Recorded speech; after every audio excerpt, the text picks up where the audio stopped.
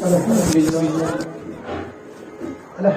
رب العالمین والعاقبۃ للمتقین والصلاة والسلام علی سید المرسلین وعلی آلہ وصحبہ اجمعین، اما بعد فاعوذ باللہ من الشیطان الرجیم، بسم اللہ الرحمن الرحیم، والضحیٰ واللیل اذا سجی، صدق اللہ مولانا العظیم وصدق رسولہ النبی الامین المتین الکریم، ونحن على ذلك من الشاهدين والشاكرين والحمد لله رب العالمين۔ اسٹیج پر باوقار علماء کرام و دیگر حضرات، خواتین اسلام، پردہ نشین بیماران، بزرگوں، دوستوں، نوجوان ساتھیوں، السلام علیکم ورحمۃ اللہ وبرکاتہ۔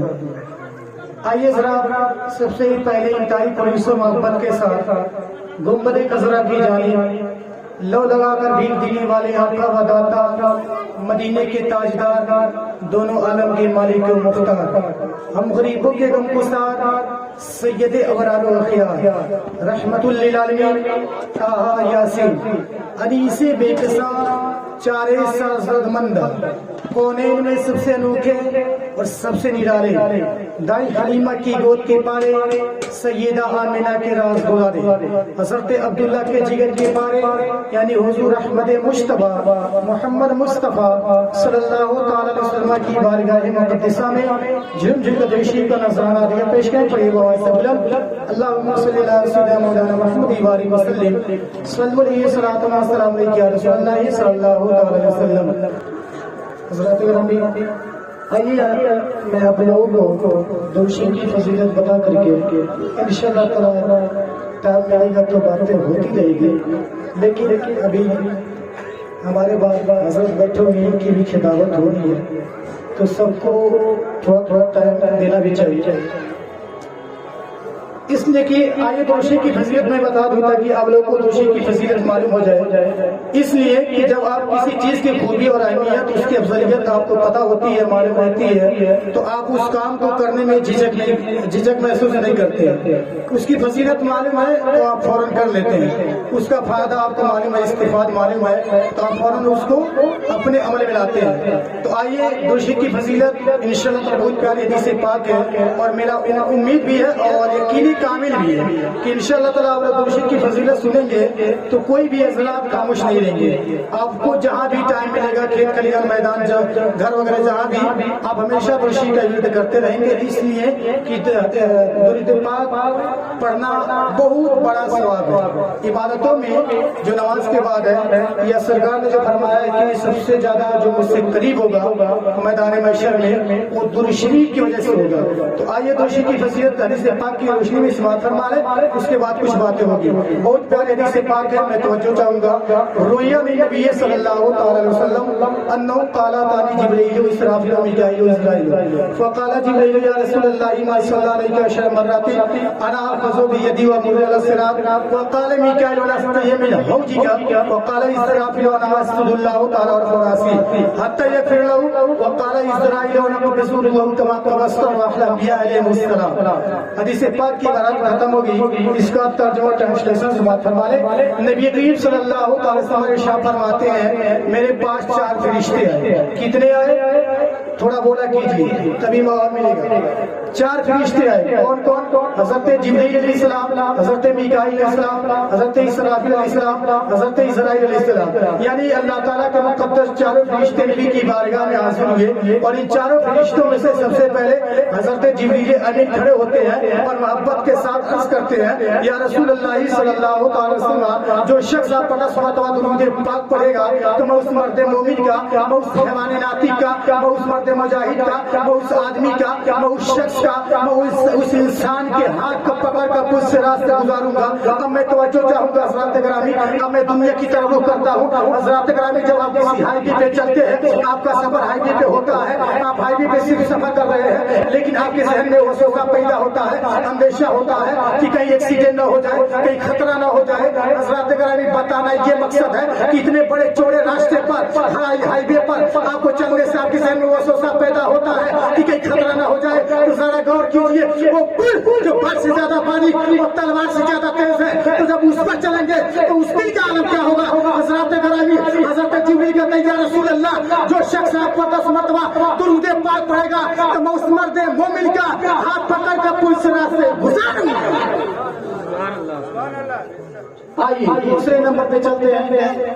حضرت میکائیل علیہ السلام کھڑے ہوئے اور عرض کیا یا رسول اللہ صلی اللہ تعالی وسلم، جو شخص آپ پر 10 مرتبہ درود پاک پڑھے گا تو میں اس مرد مومن کو، میں اس آدمی کو، میں اس شخص کو آپ کے حوض سے جام کوثر پلاؤں گا۔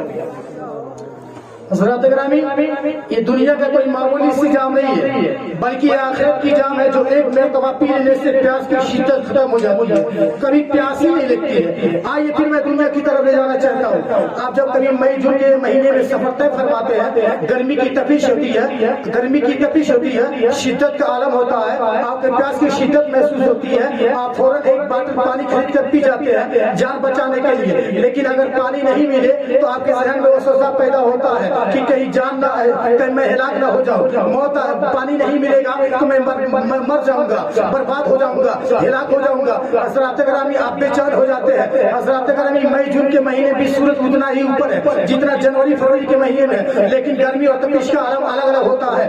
حضرات گرامی، آئیے میدان محشر کا نقشہ ملاحظہ فرماتے ہیں۔ حضرات گرامی، میدان محشر میں سورج بالکل آپ کے یہ شامیانہ جو دیکھ رہے ہیں بالکل آپ کے سروں کے اوپر ہوگا، زمین تابے کی ہوگی، تو اس دن کی گرمی اور تپش کا عالم کیا ہوگا، پیاس کی شدت کیسی ہوگی۔ تو حضرات گرامی، حضرت میکائیل کہتے ہیں یا رسول اللہ، جو شخص آپ کو 10 مرتبہ درود پاک پڑھے گا تو میں اس بندے کو آپ کے حوض سے جام کوثر پلاؤں گا۔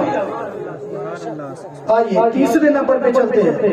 حضرت اسرافیل علیہ السلام کھڑے ہوئے اور عرض کیا یا رسول اللہ صلی اللہ تعالی وسلم، جو شخص آپ کو 10 مرتبہ درود پاک پڑھے گا تو میں اس بندے کے لیے، میں اس مرد مومن کے لیے، میں اس حیوان ناطق کے لیے، میں اس مین کے لیے رب کی بارگاہ میں سرداریز ہو جاؤں گا، حتی یغفر لہو، یہاں تک کہ اللہ تعالیٰ جب تک اس سے گناہوں کو معاف نہ فرما دے، ما ارفع وانا راسی، میں اپنے سر کو سردے سے نہیں اٹھاؤں گا۔ حضرات گرامی، حضرت اسرافیل علیہ السلام آپ لوگوں کے لیے سرداریز ہو جائیں گے، لیکن کب ہوں گے؟ جب آپ نبی کریم صلی اللہ علیہ وسلم پر 10 مرتبہ درود پاک پڑھے رہیں گے تب ہوں گے۔ اور حضرت اسرافیل فرماتے ہیں یا رسول اللہ، جو شخص آپ پر 10 مرتبہ درود پاک پڑھے گا تو میں رب کی بارگاہ میں سرداریز ہو جاؤں گا، حتی یغفر لہو، یہاں تک کہ اللہ تعالیٰ جب تک اس کے گناہوں کو معاف نہ فرما دے، ما ارفع وانا راسی، میں اپنے سر کو سردے سے نہیں اٹھاؤں گا۔ حضرات گرامی، آئیے بہت تیزی کے ساتھ چوتھے نمبر پہ چلتے ہیں۔ حضرت اسرائیل علیہ السلام کھڑے ہوئے اور عرض کیا یا رسول اللہ صلی اللہ تعالی وسلم، جو شخص آپ کو 10 مرتبہ درود پاک پڑھے گا تو میں اس مرد مومن کی، میں اس حیوان ناطق کی، میں اس آدمی کی، میں اس شخص کی، میں اس انسان کی روح کو اتنی آسانی سے قبض کروں گا کہ کما قبضت روح الانبیاء علیہ السلام، کہ میں جس طرح انبیاء کی روح کو نکالتا رہا اسی طرح میں اس مرد مومن کی روح کو نکالوں گا۔ حضرات گرامی، انبیاء کی روح کس طرح نکالی گئی ہمیں اور آپ کو پتا نہیں تھا، لیکن ہم ان کے ذریعے تلاش کر لیتے ہیں، پھر آپ کے سامنے ذکر کرتے ہیں، عرض کرتے ہیں تو آپ کو پتا چل جاتا ہے۔ حضرات گرامی، انبیاء کی روح اتنی آسانی سے قبض کی گئی کہ ذرا سا بھی احساس نہیں ہوا، ذرہ برابر بھی تکلیف نہیں ہوئی۔ اب میرا ایک سوال ہے آپ لوگ سے کہ جس میں سب سے قیمتی چیز کیا ہے؟ آپ لوگ جواب جلدی دیں، میں آگے بڑھتا ہوں۔